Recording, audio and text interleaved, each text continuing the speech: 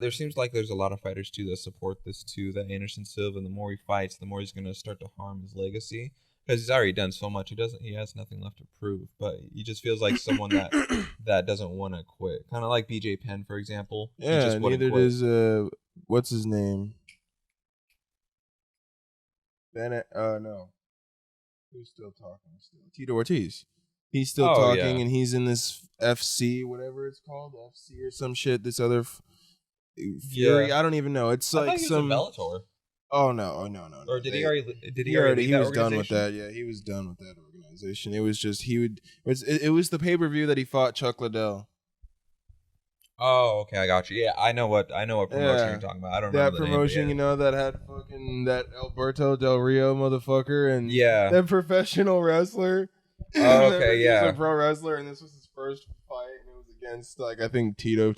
It was against Tito or somebody. Yeah, dude, I know what you're talking about. He's that one.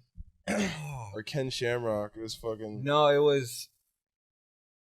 Tito Ortiz did fight Ken Shamrock, but that was like during his beginning of his career. I know exactly what you're talking about. It was the wrestler dude. He was Alberto Del Rio, I think. It was honestly pretty funny. He got dominated, of course. Because it's like, I mean, like it's Tito Ortiz. He was like, his career was kind of anyways, especially now on his like downward end of his career. Like he should already be retired, but it's like, come on, bro. I think it's easy to beat him, honestly. Yeah, I feel like anyone could beat him now at this point. He's just too old. I'm sorry. I just feel it is. His trash talk is hilarious. Tito, I think you're easy as fuck to beat. I think I could beat you any day and give him any day of the week, twice on Sunday. Like literally, it's not a problem, dude. This guy, like literally, Chael Sonnen has literally sat here and verbally just assaulted you, and you did nothing. Like, I don't even know what I was actually watching that yesterday. Yeah, like, literally, dude. Like, and all you could just say is, God, you're just a fucking punk. I think that's literally all you can say after he said all that shit. Dude, I would have got up, went over there and slapped Chael right in the mouth, dude, literally, for talking. I don't even care if it's my ex-wife.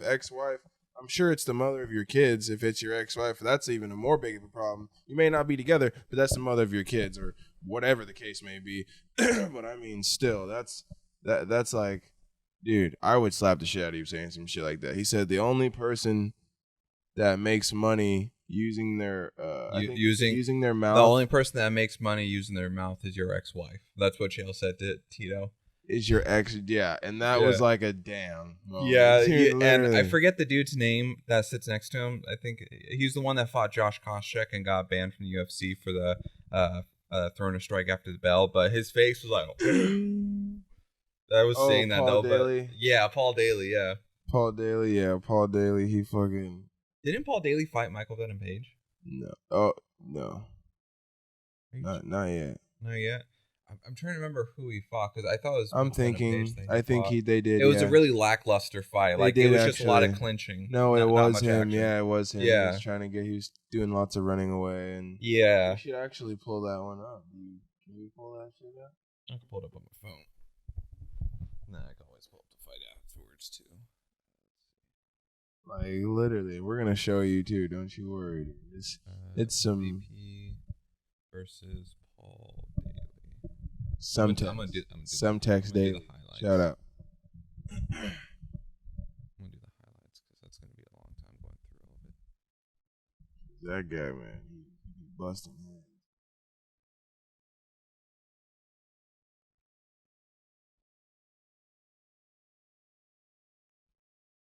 I hate ads. I really hate ads. Why do they fucking have ads? Like, there's ads. They just on have everything to make now. money, don't they? And like they're like literally. I was talking about Six Flags with my friend Joe a few days make ago, and then I started getting emails and all these ads about Six Flags. Okay. No, this is Michael Venom Page versus Paul Daly. You see MVP, he does his little. Now that was a pretty good crane kick. See, like, dude, that was right in the damn fucking throat, nose. Yeah. See, look at and then it's just dealing with a lot of ground. It was pretty. I remember it being pretty boring, but then he caught him with some clean shots. Ooh. See, that's where you let emotions You're letting emotions and shit overcome you, Paul Daly. And I know Paul Daly has a bad habit of letting emotions get the best of him. Because that's what got him kicked out of the UFC, throwing the late shot against. He lost. He threw a late shot. He walked over there across the gate. Tapped him on the shoulder and punched him in the face. You can't even hit him while you're right there, dude. He got you right there. Look at him. Oh, shit! Now that was a pretty good knee. That was a pretty good Shinagog knee. That's a sucker. Hoi! He came in with a Shoryuken. Yeah, I mean, yeah, and then this is just the highlights. But how did he get on top of this fool? Yeah, it was just a constant back and forth. Like during the full fight, it was just constant clinching. There wasn't there were moments of action, but otherwise it was just a lot of wrestling back and forth. He's trying to get so much stronger than Mike. He's so much stronger than MVP, but he just flips him over like nothing. Yeah. MVP bitch. Being already the main clout child. Call me Steve. Oh, yeah, he is the winner. The main clout child for Bellator. Did you see too that MVP is actually talking about wanting to transfer over to the UFC? Shit, I would love to see that. Imagine what weight class does he fight in? Like 155?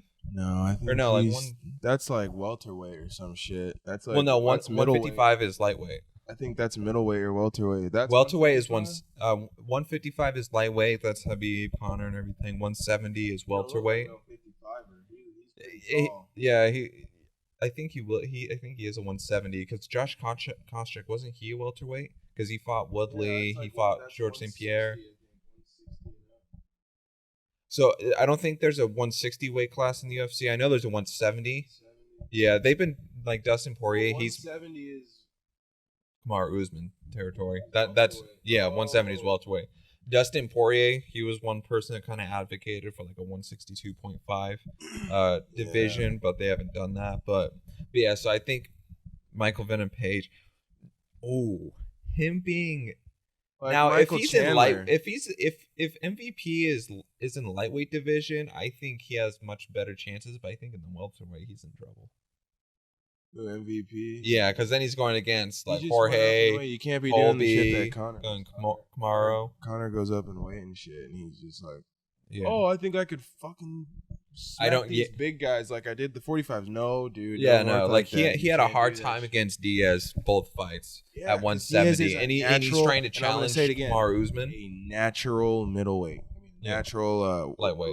Yeah, he fights at that weight. Yeah, he used to do 145, but then that's too small for him now. You dominated a whole 45, and now you're going up to 70, dog. No, you're not hitting these guys like you hit them with one and done. It's just not happening. It's not because it showed literally. Nate Diaz was like, eating all them shit. And Nate Diaz, he is adorable. I think Conor beat his ass both times. You could say whatever you want, but going off of what I watched, I think Conor whooped that nigga's ass both times. First time too, even when he got choked out, he was winning that whole fight up to that point. Yeah, because he lost on the choke. I feel like the second fight, I feel like he did edge the win slightly because of the early rounds and being able to dominate Nate Diaz as he did. Like a motherfucker. Yeah. Beating the shit out of him. Yeah. But then, of course, as the later rounds came, he just wasn't showing up. I think he was able to squeeze in with that third round or whichever late round he won.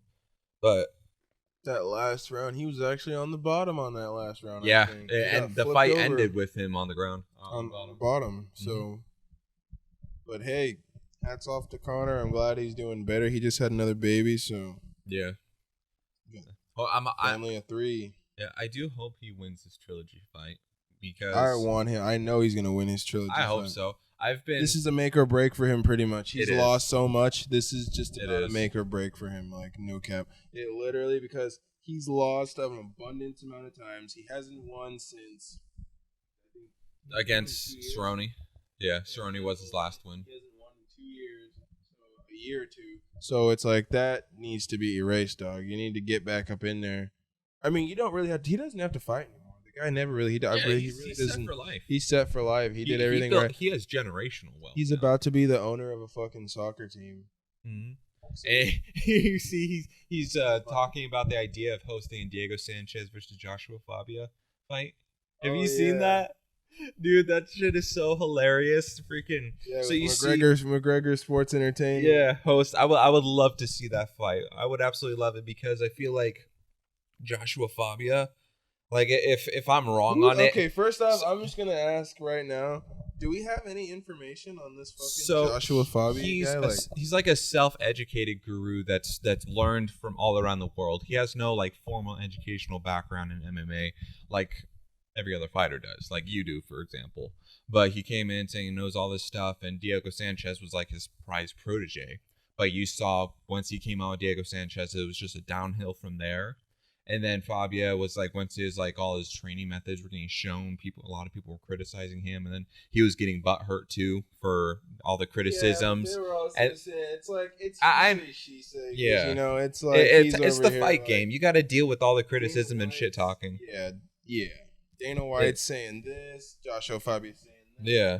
And now Joshua Fabia is accusing Dana White of having sexual relations with female fighters. Oh, yeah. And now he's accusing Diego of, like, stealing money from him, of doing drugs and all this stuff. And now they're saying some shit like Diego's fucking, what is it? Fabia's like, you've been bringing me down or some shit like that. Yeah, Fabia just went full offensive against Diego, and I think he's just starting to show his true colors. Because, I mean, like, I can understand their frustrations with a lot of the unnecessary criticism they got from people, but at the same time, like, he's got to accept that and move forward. He came into Diego's life, like, out of nowhere, I feel. Yeah, it was when Diego was just dealing with his divorce. Like, It was when he was just, like, at a low point in his life, and he was dealing with a lot of personal shit, and that's when Joshua came in. Then that's when Diego fired everybody else and just hired Joshua, and then Fabia just took over everything in regards to his training, and it went into a hardcore downward spiral. And then but now Fabia is like full like attacking Diego and all this alkaline stuff. Water shit. Yeah, and now he's like he's so down to fight Diego. I would love to see Diego get some vindication. Does he know how to fight? Does that Joshua Fabia guy know how to fight? I don't think so. I think he just acts like it. I nothing that I see online with his training stuff, and compared to like actual fighters training and all that stuff, like watching top team training footage from all the different these different places as well, but he just does not look like a real fighter. He knows what he's doing. Kind of like how with Diego like Steven Seagal is a fucking, they call him the nightmare for a reason. Yeah, like, you know, in Joe Rogan's words, he's the nuttiest motherfucker there is. Yeah, I mean, Joe Rogan has a better chance than Joshua Fabia. I mean, and we've all seen this guy throw kicks in the back. This fucking guy's an animal, but we've never seen him get in there, so I can't really say that for sure. But I know that'd be a better fight than Diego Sanchez and Joshua Fabia.